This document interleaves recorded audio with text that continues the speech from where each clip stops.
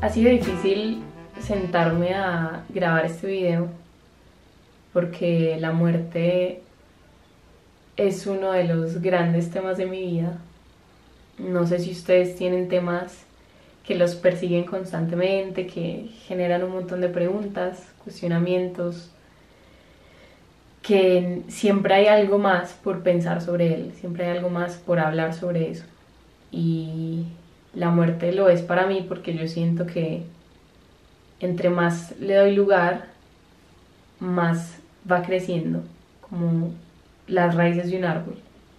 Entre más le doy espacio, más se va extendiendo hacia los lados, hacia lo profundo, y a veces esas raíces no llegan a ningún lado, a veces se enredan y dan vueltas en círculos, a veces me dejan muy confusa y muy existencialista, y otras veces sirven para notar o aprender cosas que antes no sentía.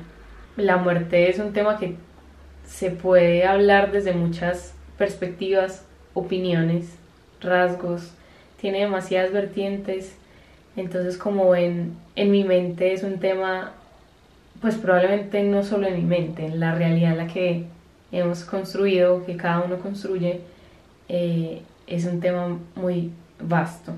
Sin embargo, me parece bonito generar un espacio donde entre todos podamos permitir que esas raíces se expandan sin temor hacia dónde vayan. Y, por ejemplo, a veces yo siento que no sé nada al respecto, pues como que no sé nada. Y es bonito saber que hay otros que sienten lo mismo y que podemos no saber nada juntos. Así que, bueno, este video es, como podrán ver, un homenaje a Mimichi Mota. Ella murió hace ya casi un mes y lo que pasó fue que eh, pues la noche anterior nos dormimos normal, pues no pasó nada extraordinario, de hecho ella estaba durmiendo acá conmigo, yo siempre les dejo la puerta abierta porque salen y entran. Y a las 6 de la mañana yo me levanté y la vi en la sala, normal. Sin embargo, como 2 horas después que nos despertamos, no estaba ella por ningún lado.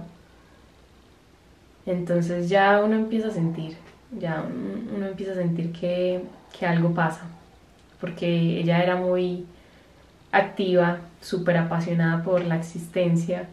Entonces cualquier mínimo ruido, cualquier voz que ella escuchaba, de una salía a ver qué estaba pasando.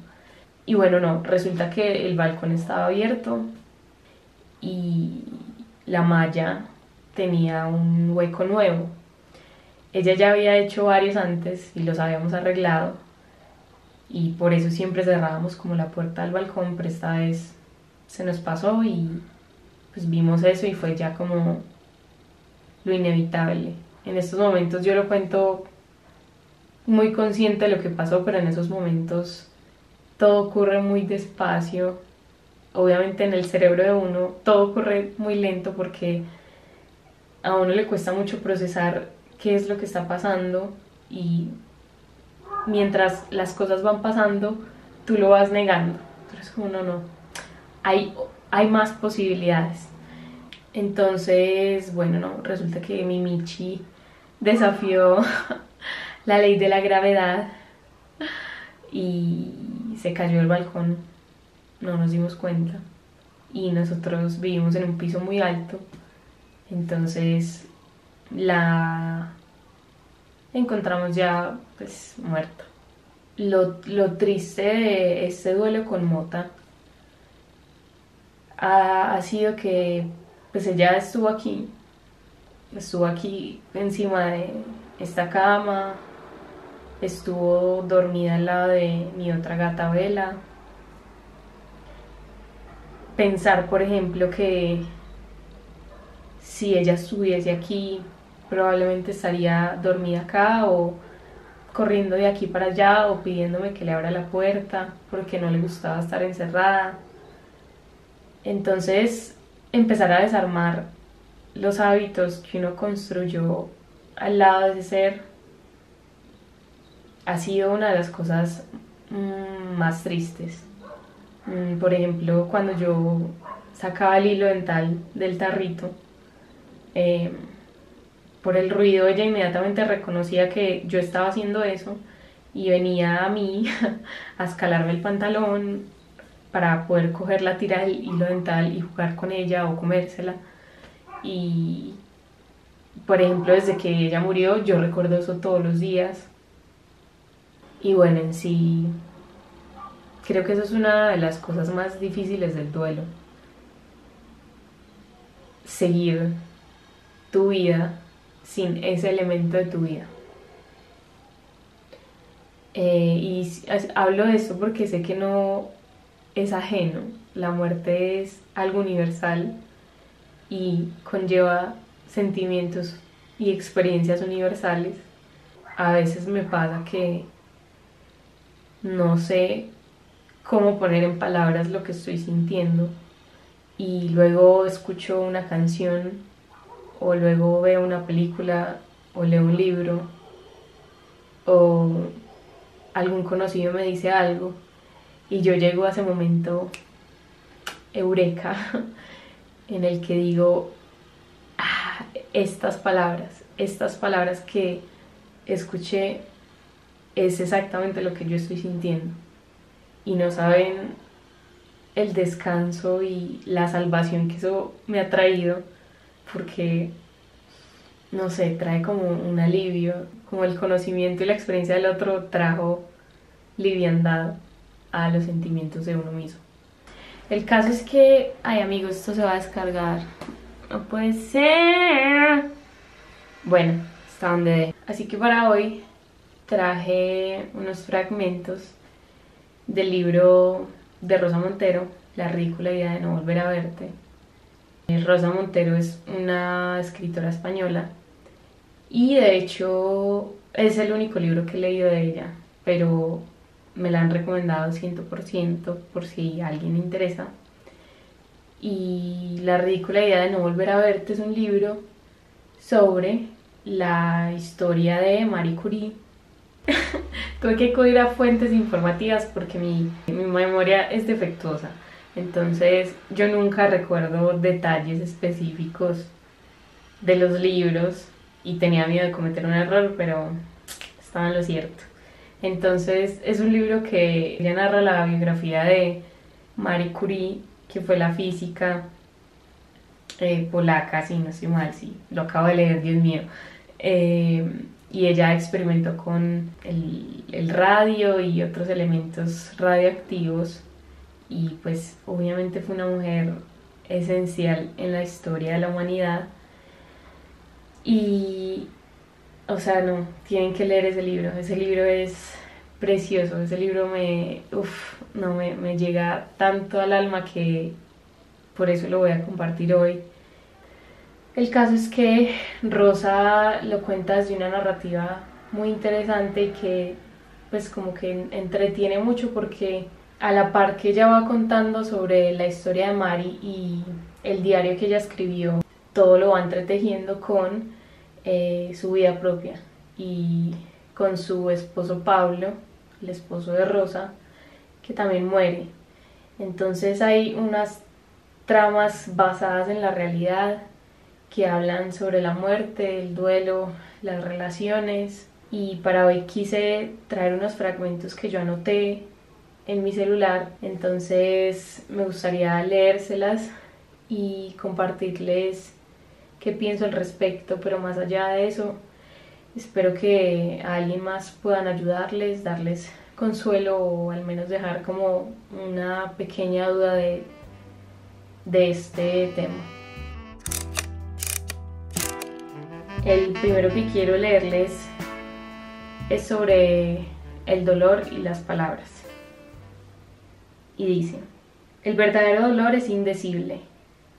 Si puedes hablar de lo que te acongoja, estás de suerte. Eso significa que no es tan importante, porque cuando el dolor cae sobre ti, sin paliativos, lo primero que te arranca es la palabra. Es probable que reconozcas lo que digo. Quizá lo hayas experimentado porque el sufrimiento es algo muy común en todas las vidas, igual que la alegría. Siempre, nunca. Entro en el salón. Me dicen, ha muerto. ¿Acaso puede comprender tales palabras? Pierre ha muerto. Él, a quien sin embargo había visto marcharse por la mañana, él, a quien esperaba estrechar entre mis brazos esa tarde, ya solo lo volvería a ver muerto, y se acabó para siempre. Siempre, nunca, palabras absolutas que no podemos comprender, siendo como pequeñas criaturas atrapadas en nuestro pequeño tiempo. ¿No jugaste en la niñez a intentar imaginar la eternidad? La infinitud desplegándose delante de ti como una cinta azul mareante e interminable.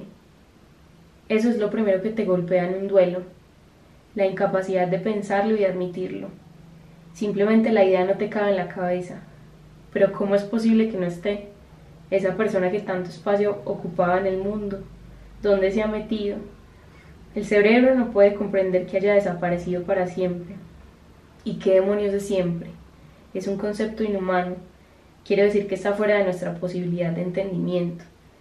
Pero ¿cómo no voy a verlo más? Ni hoy, ni mañana, ni pasado, ni dentro de un año. Es una realidad inconcebible que la mente rechaza.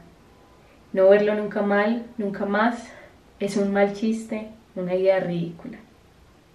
Leyendo esto me acuerdo que cuando no vimos a Mota por ningún lado, yo tomo una cobija pues de las gatas y le digo a mi hermano como, quédese usted acá, búsquela. Yo diciendo, búsquela, pues como con una esperanza de que la encontrase acá, porque de hecho no la encontramos nosotros, la encontró el portero de la unidad y por eso pues teníamos tantas dudas porque nos asomábamos hacia abajo en el balcón y no veíamos ningún cuerpo.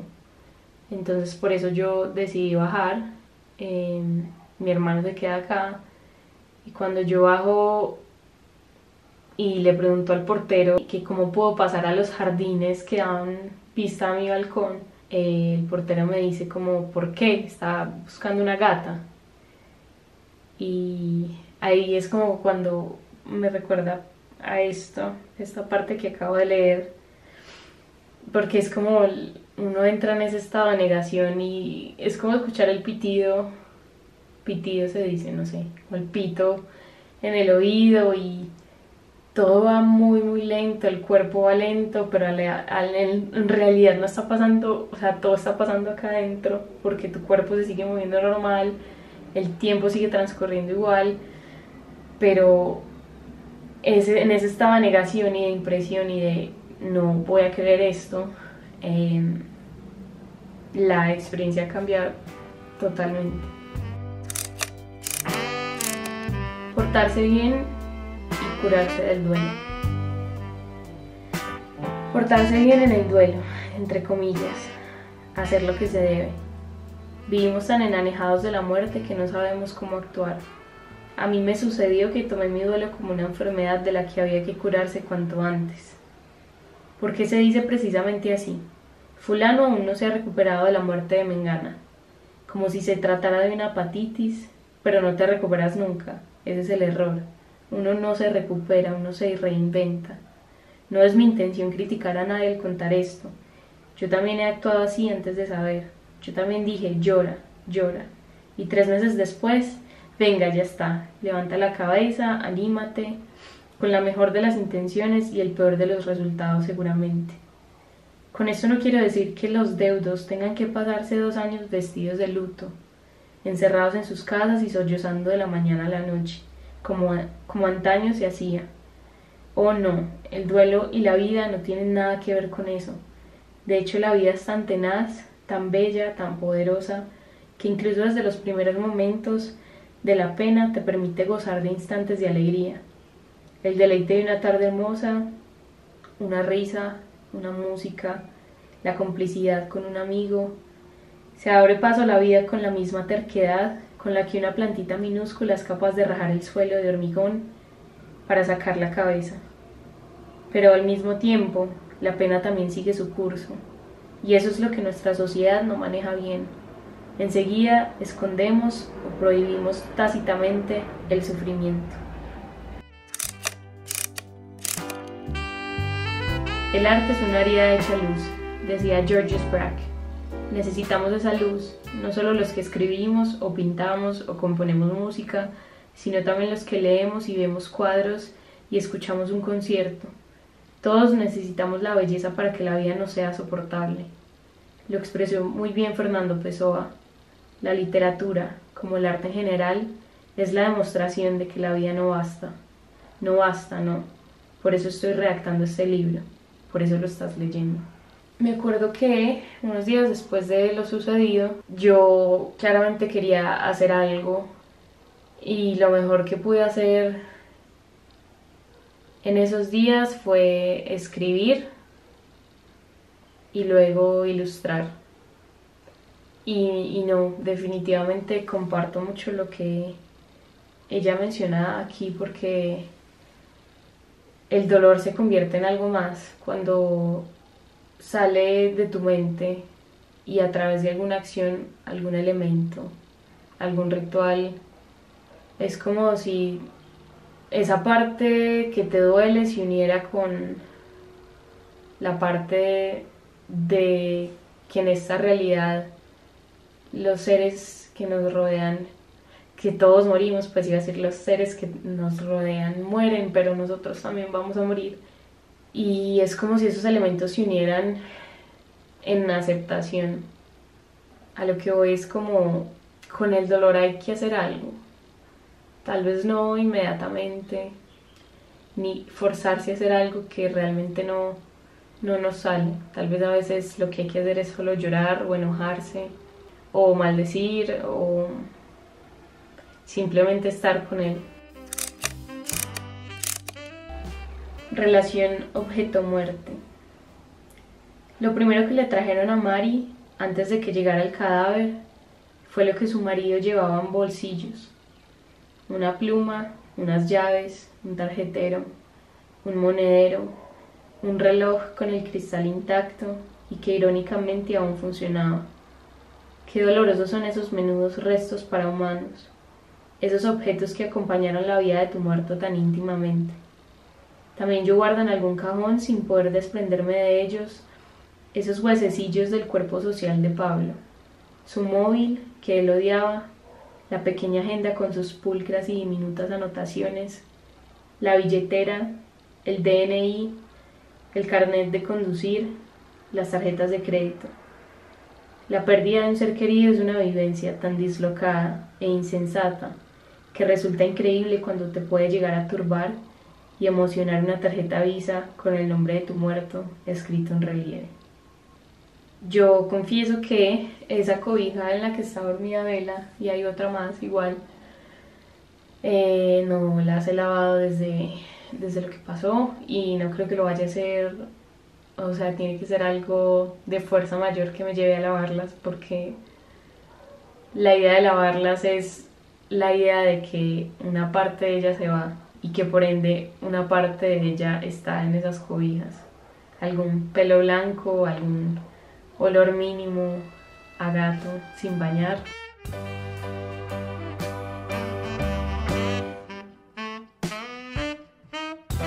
Hablar con nuestros muertos.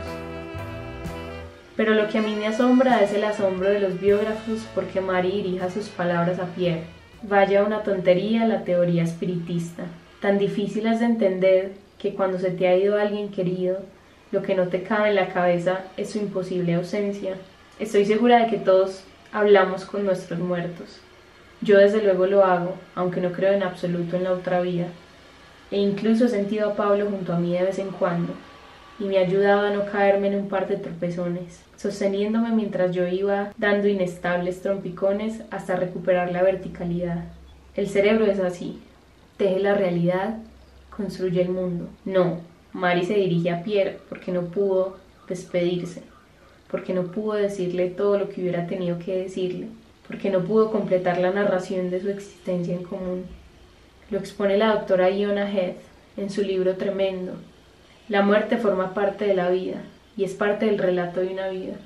Es la última oportunidad de hallar un significado y de dar un sentido coherente a lo que pasó antes.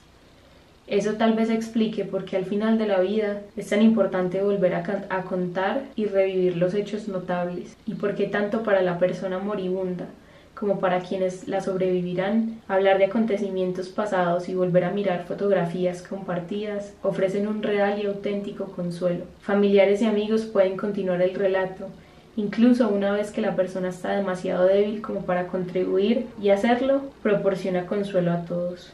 Para vivir tenemos que narrarnos. Somos un producto de nuestra imaginación. Nuestra memoria en realidad es un invento, un cuento que vamos reescribiendo cada día. Lo que recuerdo hoy de mi infancia no es lo que recordaba hace 20 años, lo que quiere decir que nuestra identidad también es ficcional, puesto que se basa en la memoria.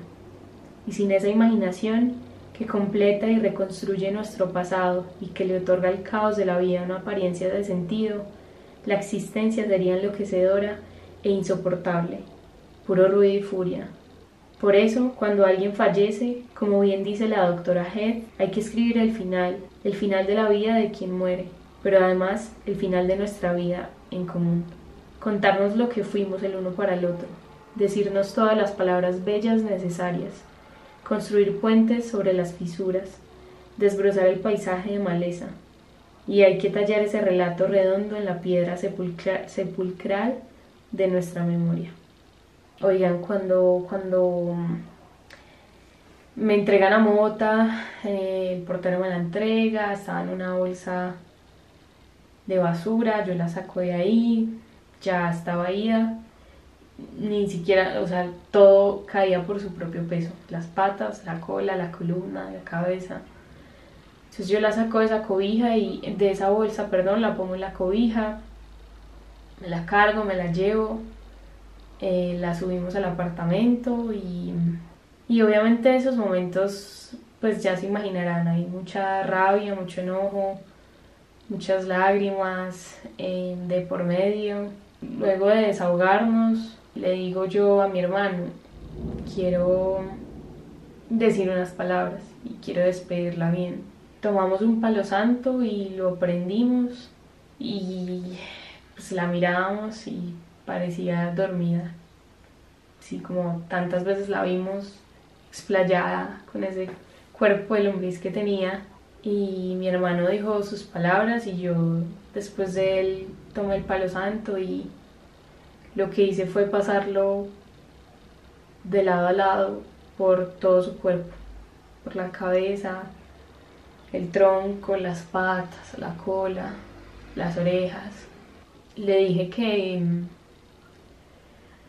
se podía ir tranquila, que había sido uno de los seres por los que más nos habíamos sentido amados y que ella se podía ir tranquila porque ella también era amada y que en ese cuerpito de gata de 4, casi 5 meses ya no había trauma, ya no había dolor, ya no había miedo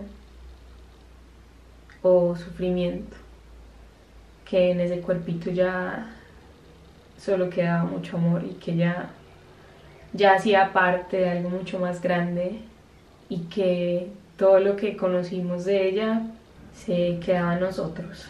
Entonces yo les cuento esto porque la palabra es una cosa impresionante. Es una herramienta muy poderosa, para bien o para mal, o para nada. De vez en cuando me acuerdo de cosas o de vez en cuando veo algún objeto que me recuerda a ella y yo la insulto. Sí, yo la insulto, yo le digo como, ¿por qué tuviste que romper la malla? Me ha servido mucho no juzgar el proceso, o que si lo que necesito es decirle, pegarle su insulto, pues lo hago y ya. O si lo que necesito es llorar, lo hago y ya.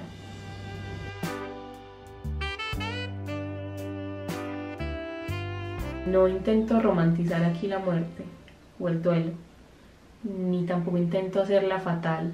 Simplemente a veces es lo que es y es una experiencia que se sale de nosotros mismos, de nuestros cabales, y por eso va a dar siempre tema para hablar.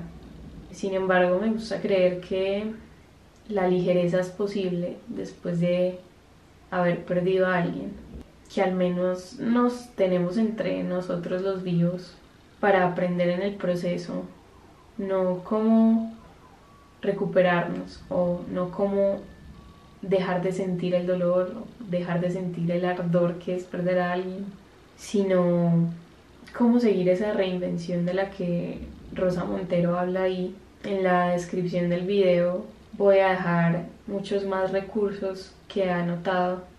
Entre ellos están podcasts, canciones, otros escritos, series.